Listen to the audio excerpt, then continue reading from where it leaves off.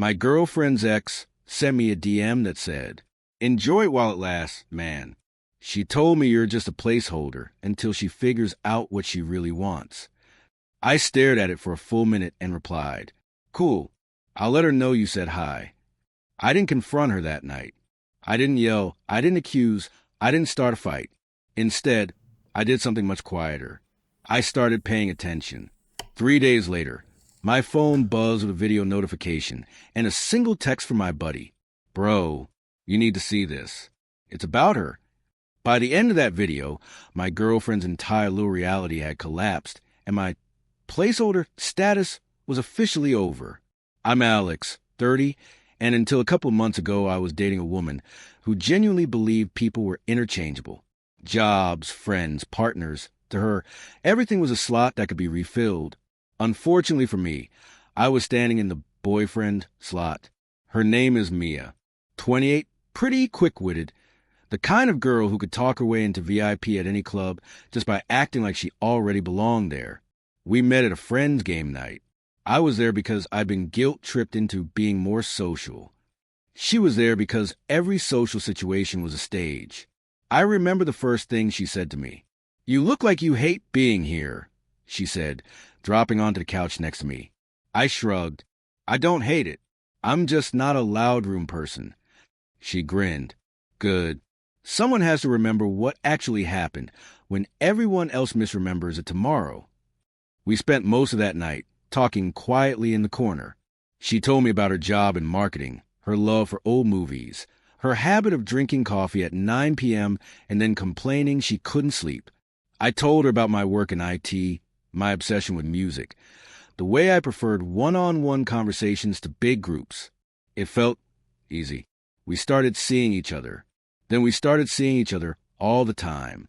Within 6 months, we were officially boyfriend-girlfriend. Within a year, I practically lived at her apartment. Mia made me feel chosen. She'd grab my hand in public, do little "this is my guy" gestures, post photos of us with captions like "my favorite person." If you'd asked me back then, I would have said she was all in. The problem was, someone else was still in the background. His name was Jake, the ex. They dated for 3 years. Broke up because he wasn't ready for commitment, according to her. She said they were done for good. No chance of getting back together. We're better off as friends. I don't consider myself a jealous guy. I've stayed friends with some exes. I get that it happens. At first, I didn't think much of it. But Jake wasn't just an old memory. He was an ongoing presence. He reacted to every story she posted. He sent memes at midnight. He popped up with "you up?" Text that she'd giggle at and say, "God, he's such a child," before typing back anyway. I'd ask, "Everything okay?" She'd say, "Yeah, just Jake being Jake." I told myself not to be insecure. I told myself she chose me. I told myself if she wanted to be with him, she'd be with him. But over time, little things started chipping away at that belief. She'd say things like, "Jake would have loved this bar. He always found the best places." Or, "You remind me of Jake when you drive. He used to get road rage, too. It's kind of funny." Or my personal favorite, "You're like if Jake had emotional intelligence." It sounded like a compliment, until you realized she was still using her ex as the reference point for everything. About 8 months into our relationship, the placeholder joke started. We'd be at dinner with her friends, and someone would ask how things were going. She'd smirk and say, "Alex is great. He's my emotional support boyfriend until I can afford a real therapist." Everyone would laugh. I'd laugh too. Sort of. Then it shifted. "Alex is a stable one," she'd say. "The guy you date in your late 20s, so you don't completely lose your mind while you figure things out."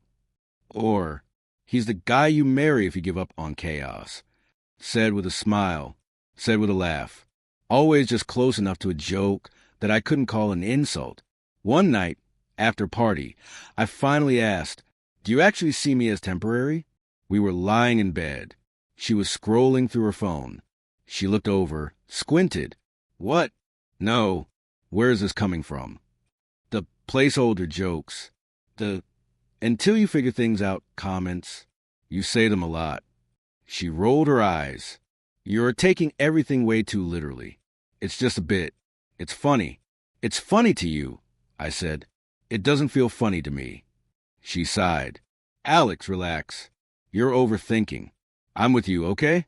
Isn't that what matters? I let it go. At least, that's what I pretended to do.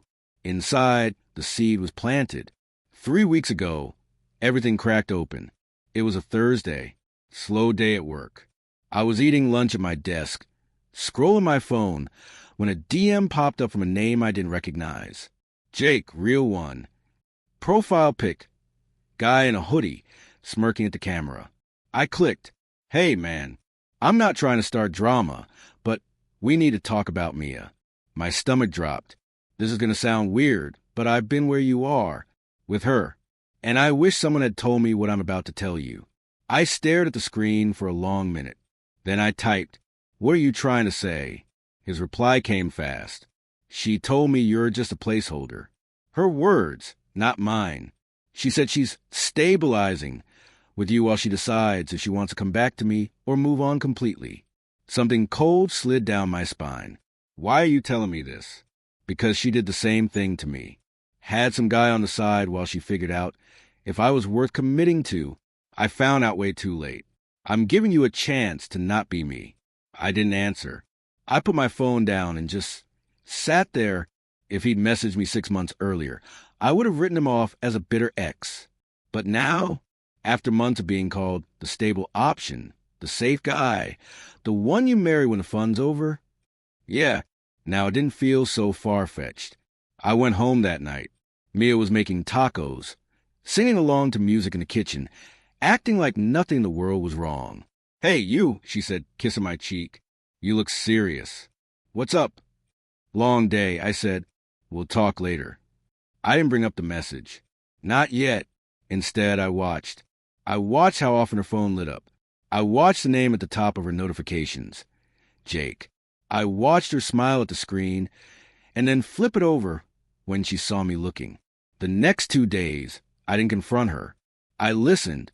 When her friends came over for wine and they asked about our future, she said, "Alex is good for me right now. He's what I need in this phase." This phase. When we went out Saturday and she introduced me to someone new, she said, "This is my current boyfriend, Alex." With a laugh. Current. I started to feel less like a person and more like a rental. Something she could use until she upgraded. I knew I needed more than Jake said this to make a decision. I needed her to show me who she really was. I didn't have to wait long. 3 days after Jake's DM, everything blew up. I was at home on the couch. Mia was out grabbing drinks with coworkers. I was half watching some show, half scrolling my phone when my buddy Devin texted me a link to a private Instagram story. "You seeing this?" he wrote. I clicked. It was a screen recording of someone's story before it disappeared. The username at the top was at party with Lila, one of Mia's friends. The video was shaky, clearly filmed in a crowded bar. Music blasted in the background. In the center of the frame was Mia. She was sitting in a booth, a drink in one hand, phone in the other. Next to her, Jake. I paused. They were too close. The kind of close you only sit when there's already a history.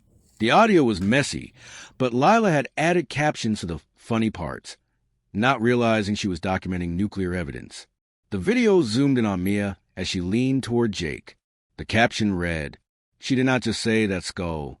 I unmuted the video and listened carefully. "No, seriously," Mia was saying. "Alex is the most convenient guy I've ever dated." Jake laughed. "Convenient, huh? That's romantic." He's like, "Relationship practice mode," she continued, slurring slightly. "You know, training wheels, low risk."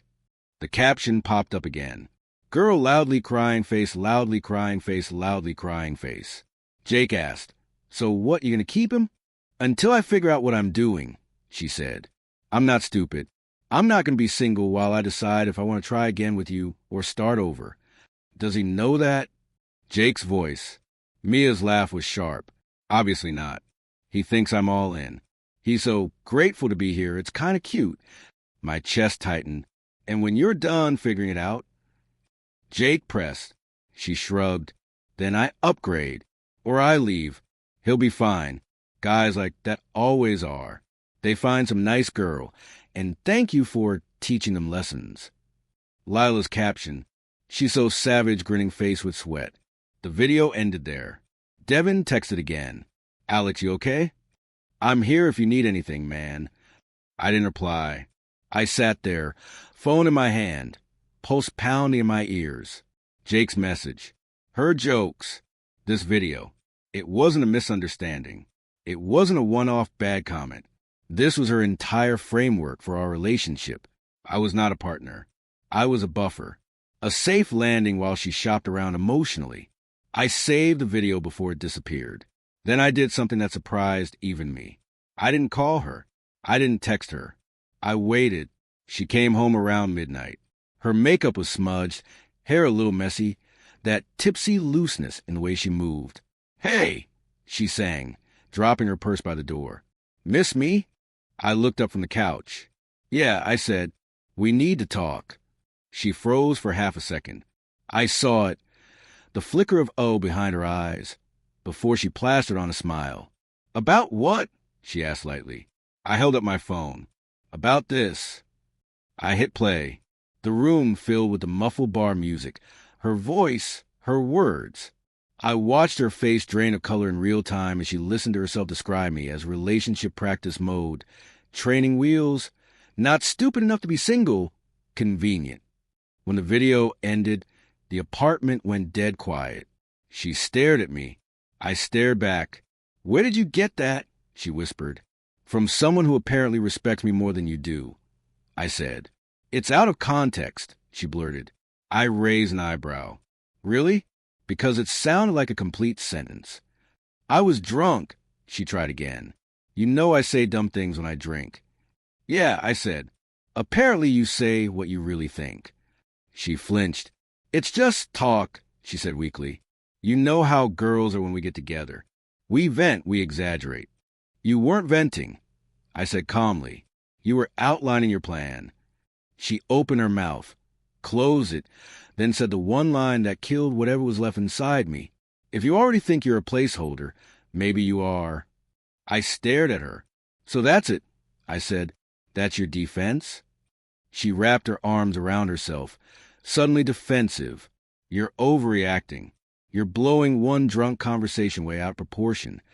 One drunk conversation, and months of jokes about me being temporary. And your ex telling me you call me a placeholder, and you telling him you're deciding whether to get back together. Her eyes narrowed. You've been talking to Jake? He messaged me. I said, he warned me. Turns out he was late, not wrong. She shook her head. You two deserve each other. No, I said softly. We deserve better than you. She went quiet. I've been loyal to you, I said. I've shown up. I've built a life around you. And you sat in some bar telling your ex that I'm just training wheels while you figure your life out. I didn't mean it like... You meant it exactly like that. I cut in. Don't insult me on your way out, too. She looked lost for a moment, like the script in her head had run out. I love you, she said suddenly. I do. No, I said, shaking my head. You love having someone. You love not being alone. You love having a safety net while you chase the people who treat you worse. That's not fair, she snapped. What's not fair is using someone's heart as a holding pattern. I replied. She stared at me, then changed tactics. Okay, she said, voice softer. I messed up. I shouldn't have said those things. I was trying to sound cool, okay? Like I didn't care. Like I had options. Congrats, I said. You nailed it. I believe you now. You do have options. And I'm opting out. Her voice cracked. You're breaking up with me over this? I almost laughed. I'm breaking up with you because you don't see me as a person you chose. I said, you see me as a slot you filled. Please don't do this, she whispered. We can fix it. Take a break. Go to therapy. Delete the video. I'll block Jake. Whatever you want. I want a partner who sees me as a destination, not a stopover, I said. And that's not you. She sank onto the arm of the couch like someone had cut her strings. For the first time since I'd known her, She didn't have a quick comeback. "Alex," she said finally, tears spilling over, "don't throw us away over a mistake." "You threw us away," I said quietly. "I'm just putting it in the trash where you left it." I grabbed my keys and my bag. I'd already packed earlier while she was out. "Where are you going?" she asked. "To my brother's," I said. "You can keep the apartment. Consider it payment for the lesson." "What lesson?" she choked out. "That I'll never again stay with someone who tells the world I'm temporary and expects me to stick around forever." And then I left. Final update, I guess. It's been 2 months. The video did the rounds in our social circle. Quietly. Not public, but enough people saw it. Enough people heard her words. Some people blamed Jake for posting it. Some people blamed Mia. Most people did what people always do. Watched the train wreck and then looked away. Mia tried to do damage control. Told mutual friends she was just drunk, that it was taken out of context, that Jake was emotionally abusive and twisting things. Maybe he is a mess. I'm sure he is. But the words came out of her mouth. She texted me 12 times. Long paragraphs about therapy, about growth, about realizing how much you mean to me now that you're gone. I read them. Then I muted the thread. She wanted me when the other options burned down. That's not a compliment. It's a warning. I'm not angry anymore. I'm grateful, not to her, definitely not to Jake, but to the ugly truth. If that video hadn't existed, I might have spent years with someone who saw me as a placeholder and never said out loud where I could hear it. Instead, I got 19 minutes of unfiltered honesty and a clean exit. I'm dating again, slowly. This time, I'm paying attention to the little jokes, the bits, the way people talk about me when they think it's all harmless. Because here's what I learned. Nobody accidentally calls you a placeholder. Nobody accidentally laughs at your expense over and over. Nobody accidentally tells other people you're a for now. When they tell you who you are in their story, believe them, and then decide if that's a role you're willing to play. I'm not anymore.